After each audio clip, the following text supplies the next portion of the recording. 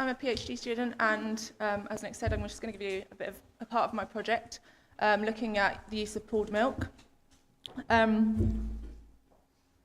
there are a number of limitations of traditional surveillance for FMD, and this is heavily reliant on farmer reporting, noticing clinical cases. So therefore, FMD reporting is biased towards clinical cases, and the disease occurring subclinically might not be represented, so you might not get a fully representative picture of what's going on. And the diagnostic samples that are collected are invasive and labour-intensive to collect. And therefore, there's a requirement for simple, cost-effective and less invasive tools for FMD surveillance that are less biased towards clinical cases.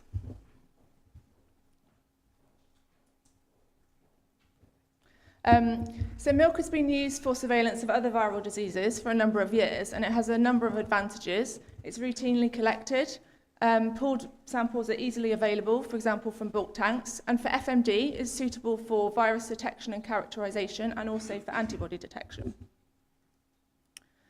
So from previous experimental studies carried out at the Purbright Institute, we know that FMD virus can be detected by real-time PCR up to 28 days post-contact. And we also know that virus can be detected in milk that's been diluted down to 10 to the minus 7. So from this, theoretically, we think that it's possible to detect one infected cow in a herd of up to 1,000. So could we do this using milk from bulk tanks? And we also know that using individual milk samples from naturally infected and clinically healthy cattle in Tanzania that we found, we're able to detect FMD RNA.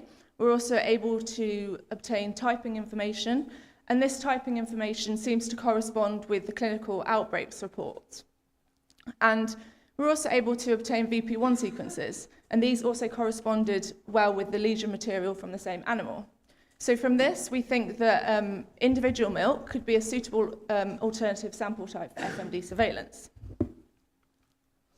So therefore, what do we think about using pooled milk? So we want to know, for this study, can FMD virus be detected by PCR in pooled milk?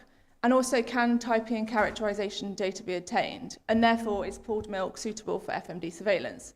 So for this study, we wanted to know, is using pooled milk as, or even is it more sensitive as using clinical reports from smallholder farmer surveys? So the study area that we used was Nakuru County in Kenya.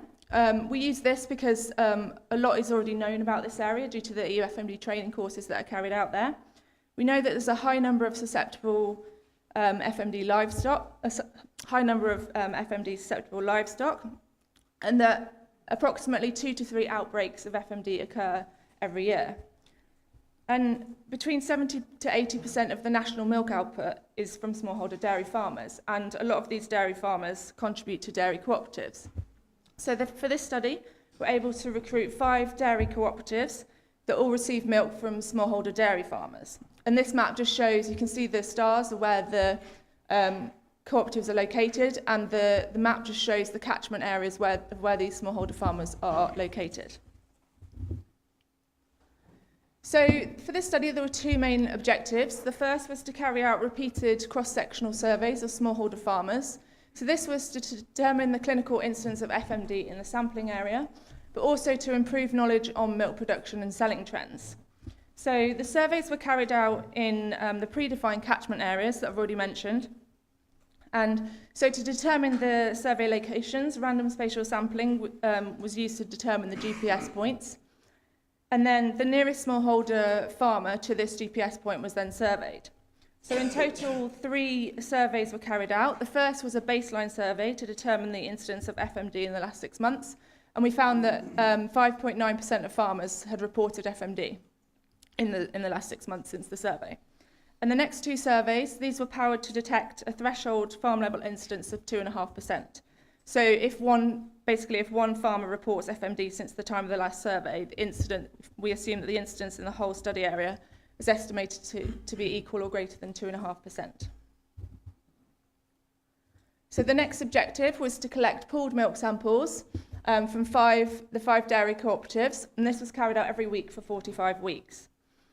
So milk was collected either directly from the bulk tank, and these bulk tanks could hold up to between 5,000 to 6,000 litres. But some of the cooperatives either didn't use or didn't have a bulk tank, so they collected their milk in these 50-litre cans. So to get a representative sample, we took a small amount from each can, mixed it in a jug, and then used this as our sample. So you can see on the graph on the right there that it just shows the milk volumes in either the tanks or the cans for each different cooperative, and you can see that there's quite a drop in the middle there, which we think is due to the drought that happened in the first quarter of 2017.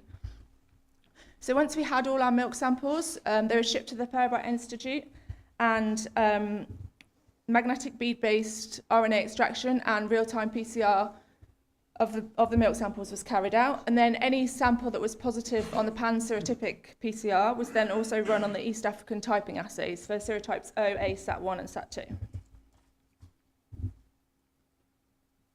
So looking at the FMD detection in pooled milk samples, we were able to detect FMD virus in 9 of the samples, and 3 of these were positive for SAT1.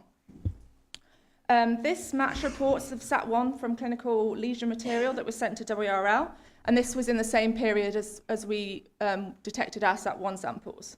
And we can see that we know that the samples do have weak CT values, and it's possible that this is due to the dilution effect because there were some of the cooperatives had a high number of farmers contributing, so this would be a lot of cows.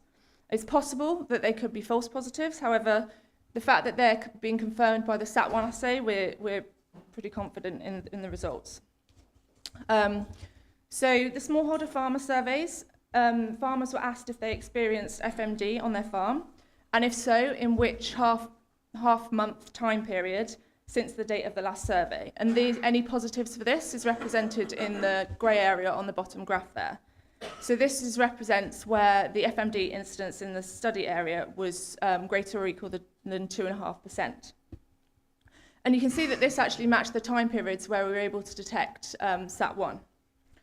And so therefore we can determine that the milk surveillance system was able to detect a threshold farm level incidence of 2.5%. So to look in more detail, to compare the PCR results with the clinical reports by farmers, we can see that there were the periods where there was a positive PCR result, but no FMD was reported in the surveys. This could be due to a number of reasons. There were high CT values.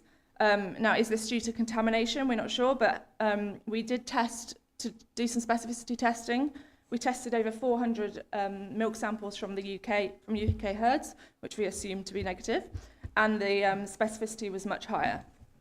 It's also possible that positive results are due to farmers not noticing clinical signs in their animals, for example, due to very mild clinical signs or even subclinical infection. But it's also possible that the PCR detection system could detect a FMD below the 2.5% threshold. And so there was also one period where clinical FMD was reported, but there were no positive milk samples. It's possible that this is the effect of dilution, which could affect the sensitivity of the assays. However, our previous dilution experiments suggest we could dilute much further than this. So we think it's more likely that it's due to the number of farmers that are actually selling their milk to the co-ops. So from the surveys, we found that the mean number of farms that did actually sell their milk to a co-op was less than 26% for the whole study period. And during the drought periods, this was even less. So considering that if you can only detect milk from farms that have disease and that also sell milk to a co-op, and that they must also continue to sell their milk during an outbreak, the sensitivity is actually not too bad. So to conclude, this is a pilot study that investigated the use of a milk sampling system for FMD surveillance. We're able to detect FMD RNA by PCR in pooled milk samples, and this was able to be done when the clinical incidence in the study area was greater than or equal to 2.5%, and also when even less than 26% of farmers supplied milk to a cooperative. And we were able to detect viral RNA in milk pools of up to 5,000 litres, and we're also able to obtain typing information that matched the circulating serotype. So just some ongoing work. At the moment, we're looking at investigating factors that affect the likelihood of detecting FMD in pooled milk at the cooperative level, doing statistical analysis, and using variables using data from cooperatives, including the tank volume and the number of farmers, and also data from surveys, including FMD incidents and the number of farmers, the percentage of the farmers that were contributing. And we also want to look at the impact of vaccination on the milk detection system. And hopefully we can use all this to provide recommendations for the best way to use milk as a surveillance tool so that we can obtain more precise estimates of the incidence of clinical disease. So thank you. I'd just like to acknowledge everyone that was involved in this project, especially the collaborators in Kenya. Thank you.